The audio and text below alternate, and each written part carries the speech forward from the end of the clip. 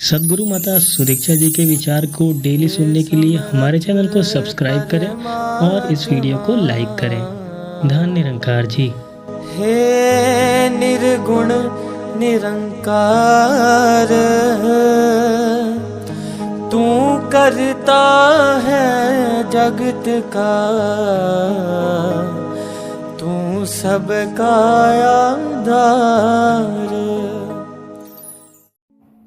सत्संगत जी प्यार से कहना धन निरंकार जी। प्रेमा ने बोला धन निरंकार जी। पिछले कुछ घंटों से सत्संग में सभी ने ये श्रवण किया कि कैसे अपने जीवन को एक असली जीवन बनाया जाए।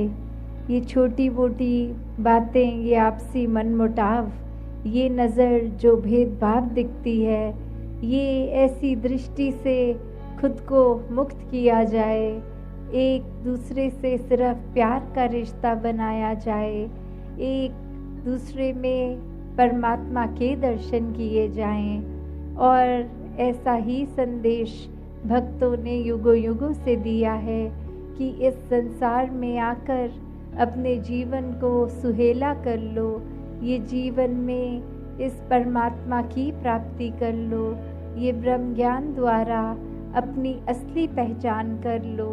ये पहचान फिर इस शरीर, इस जीवन तक के इस शरीर की नहीं कि ये हम शरीर नहीं है, वो एक और जो पहचान है, असली पहचान, कि ये जो बेरंगा परमात्मा, ये जो हमेशा से है, इसकी जब पहचान हो जाती है तो ये आत्मा को भी पहचान अपनी कि इसी से आए हैं, इसी में जाना है। सारे भेदभाव खत्म हो जाते हैं जब पता लगता है इस जीवन में हम जिसको भी मिलते हैं सभी का उत्पन्न इस परमात्मा से ही है। तो जब ऐसी पहचान असली हो जाती है तो जीते जी जहाँ अपना जीवन भी एक खुशनुमा जीवन बन जाता है, एक दिल में मोहब्बत, प्यार, सत्कार, आदर, इससे एक अपने दिल को हर कोई भरपूर कर लेता है। एक जो जिम्मेवारी का एहसास होता है कि इस जीवन में मनुष्य बन के आए हैं तो सिर्फ शरीर मनुष्य का नहीं, एक व्यवहार से भी मनुष्य हों, और वो परमात्मा के एहसास से ये मनुष्यता, ये इंसानियत एक अपने अंदर उपज लेके वो चलती ही जाती है। वो दिखावा मात्र नहीं, एक असली इंसान खुद ब खुद बनना हो जाता है।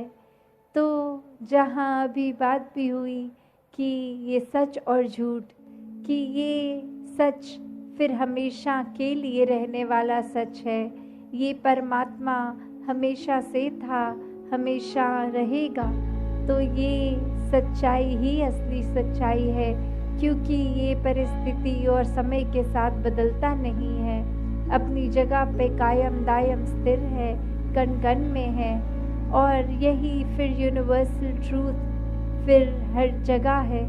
तो कैसे जब इस परमात्मा की पहचान होती है तो ये जीवन भी एक सुहाना हो जाता है। ये जीवन में एक माया के साथ नहीं जुड़ाव का एहसास होता, चाहे हम रहते खाते पीते हर पल इस संसार की, इस सृष्टि की माया में ही हैं। ये पल में कुछ है, पल में कुछ और, ये आराम, ये घर। तो फिर भी जो भक्त होते हैं वो कभी भी इसको हम सच्चाई नहीं मान लेते हर समय रहने की। भक्तों को हमेशा एहसास है कि ये परमात्मा ने एक साधन बख्शे हैं घर के, एक कामकाज के, इसमें अपने आप को इतना भी बिजी नहीं करना कि आज अगर वो घर है कल नहीं है, आज अगर कामकाज है कल नहीं है, तो उससे ये मन तनाव महसूस करने लगे, ये उदासी एक मन पे छा जाए। तो भक्तों ने ये सच्चाई को अपनाने को कहा है कि पारिवारिक एक सामाजिक जिम्मेवारी निभाते हुए भी प्राथमिकता इस परमात्मा को ही देनी है। और ऐसे ही एक इंसान फिर जो जुड़ जाते हैं इस परमात्मा से, वो कोई भी कार्य कर रहे हो किसी भी समय, ये ध्यान, ये मन, ये भक्ति में ही रंगा रहता है और कार्य भी बहुत ही चेतनता से कर सकता है फिर वो इंसान। तो बात वही कि हमें सच के साथ जुड़ना है या अपनी मन की कल्पनाओं में एक ऐसी झूठी दुनिया में एक अपने आप को छोटी छोटी बातों से परेशान होने का अवसर देना है या आनंद में जीना है। तो एक कहानी में भी जैसे एक जंगल में एक लोमड़ी शिकार के लिए एक अपनी गुफा से जब निकलती है और वो समय उसका सूरज के वजह से परछाई बहुत बड़ी लगती है उसको ये ज़मीन पर देखने से लगता है कि मैं कितनी बड़ी हूँ और ये शिकार के लिए सोचती है कि आज तो कोई बहुत बड़ा जानवर का शिकार करके खाना पड़ेगा, क्योंकि मेरी परछाई देखकर मुझे पता लग रहा है मैं कितनी बड़ी हूँ। और ऐसे ही शिकार पर निकली पर कोई जानवर नहीं और अब शाम का समय भी हो गया। अब सूर्य की दिशा कहीं और अब वो अपनी परछाई की ओर देख रही है तो वो इतनी छोटी और अब वो भूख से भी जहाँ परेशान, पर ये नतीजा निकालती है कि इस समय मेरी परछाई तो बहुत छोटी है, अब तो एक चूहा भी मिल जाएगा तो मेरा पेट भर जाएगा। तो बात इसमें क्या कि ये संसार में हम भी उसी प्रकार चल रहे हैं। आज अगर कुछ 2-4 व्यक्तियों के साथ उठना बैठना हो गया और उनकी जीवन की सफलता की परिभाषा अगर बड़े घर, बड़े गाड़ी, बड़ा जॉब इत्यादि, तो हमारा भी परिभाषा वो एक भेड़ चाल में बन जाती है वही कि हमें लगता है आज हमें भी बड़ी गाड़ी चाहिए, ये ही एक हमारा पेट भरेगा इससे। एक ये नियत में ही फिर वो बात नहीं कि परमात्मा ने जहाँ काम किया है मेहनत करके एक जो भी गाड़ी जितनी जेब में एक अलाउ करता है वो बजट, पर एक लालच जब आ जाता है कि चाहे साधन कम है फिर भी एक बेईमानी से चीज़ों को, धन दौलत को हासिल करना, तो ऐसा तो परमात्मा ने कभी नहीं चाहा कि इंसान आपस में ही छल कपट करें। और वहीं कैसे फिर एक झूठ में ही एक गुजारा हो जाता है।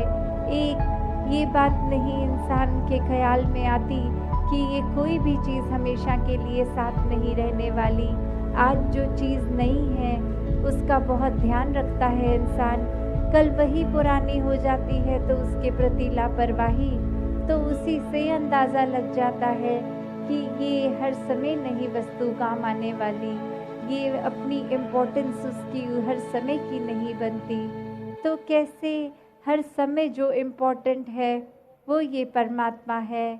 ये परमात्मा को जो मन में बसाते हैं वो हर पल की अहमियत समझते हैं कि इस पल में हम या तो अपने आप को उलझनों में बांध सकते हैं या अपने मन को सुकून दे सकते हैं इस परमात्मा से जुड़ के।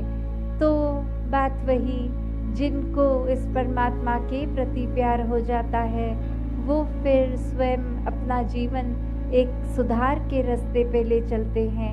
ये परमात्मा का एहसास पल पल रहता है तो एक कोई भी गलत रास्ते को नहीं अपनाते। तो बात वही कि परमात्मा का कॉन्सेप्ट तो हर किसी को पता है, तो फिर हर किसी का जीवन ऐसा क्यों नहीं है? क्योंकि ये परमात्मा को जब तक स्वयं देखकर नहीं, अपने जीवन में इसको अंग संग देखा नहीं, इसका एहसास नहीं किया, तो तब तक तो फिर ये कॉन्सेप्चुअली रूप रहेगा। पर एक बार जब ये नज़र आता है तो दिल में फिर इसके प्रति प्यार, इसके साथ एकत्व का भाव जुड़ जाता है। और जब इस परमात्मा के साथ हो गए तो फिर उसकी बनाई हुई पूरी प्रकृति, इंसान चाहे कितने भी अलग अलग दिखते हों फिर भी एक व्यवहार अलग सभी का, हर एक से फिर भी प्यार बन जाता है जब इस एक परमात्मा से प्यार तो इसकी पूरी रचना से प्यार। तो ऐसे फिर मानवीय गुण जीवन में उतर जाते हैं।